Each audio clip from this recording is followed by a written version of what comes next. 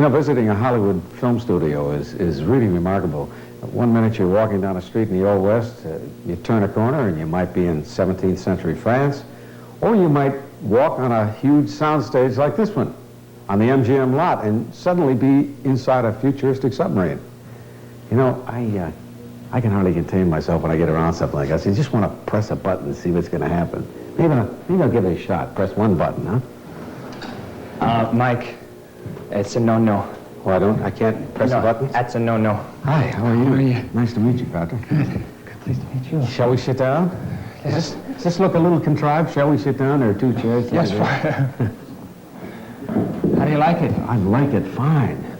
Does it ever get cooler in here than it is right now? No, but sometimes we throw water on the rocks and I'll just sort of bathe out.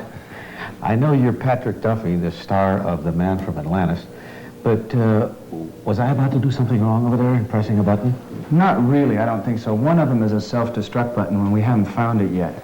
So we just don't want to take any chances. No. Is it at the end of 13 weeks? At the end of 13 weeks, the producer comes in and gives it a shot. Self-destructs everyone, yeah? Yeah. No, they're all just lighted buttons and not too many of them are functional. A couple of them are functional. Tell me about yourself. I've read a few things about you here and there, but, you know, I tend to believe only about a tenth of what I read. But what room are we in right now, first of all? This is the command module of the submarine. There's 4 big spherical balls attached by tunnels that make up this submarine.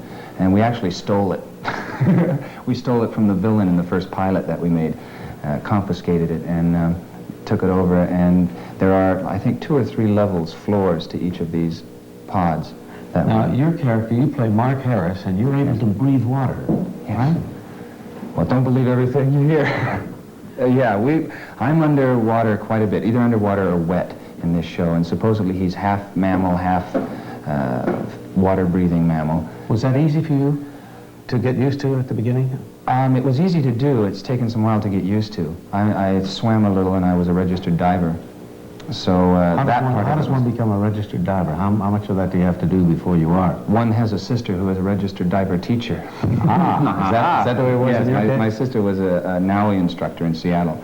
And when I was in high school, I took lessons from her and she qualified me. And you just go through a series of tests and training, and eventually then the national underwater instructors deem that you are responsible enough to go on your own, and they give you a little certificate. What is the trick? Is there a trick to it, a special way of breathing? Underwater? We have a close-up tank that we take shots in, we'll be seeing later, but the problem is that supposedly if you're breathing water, there's no air, and so there are no bubbles. And the problem with that is that bubbles always come out when you talk. So just through experimenting, we found that if you hold your breath and then exhale everything and close it off here, and then go down, and then take water up into your nose and into your sinuses, that no bubbles will come out. That doesn't sound like it would feel very good. It's not a real party, no.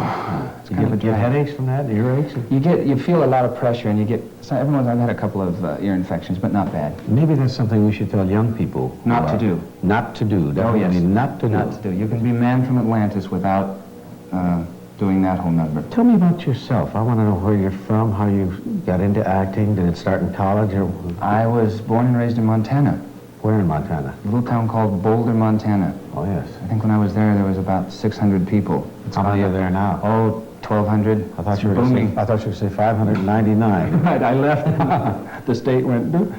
And then my parents moved to Seattle, and I started taking classes there in junior high school and high school. And then one really remarkable lady sat me down in high school and said, I really think if you want to make your living acting, you can do it, but you got to get off your nether end and start working. And so she started working with me, and just totally changed my direction. What brought you here? How long have you been in Hollywood? I've been in Hollywood 4.5 years, and this is almost my first job. So I was here a long time. I was a delivery truck driver for a florist and a carpenter, and I built boats and just did just about everything.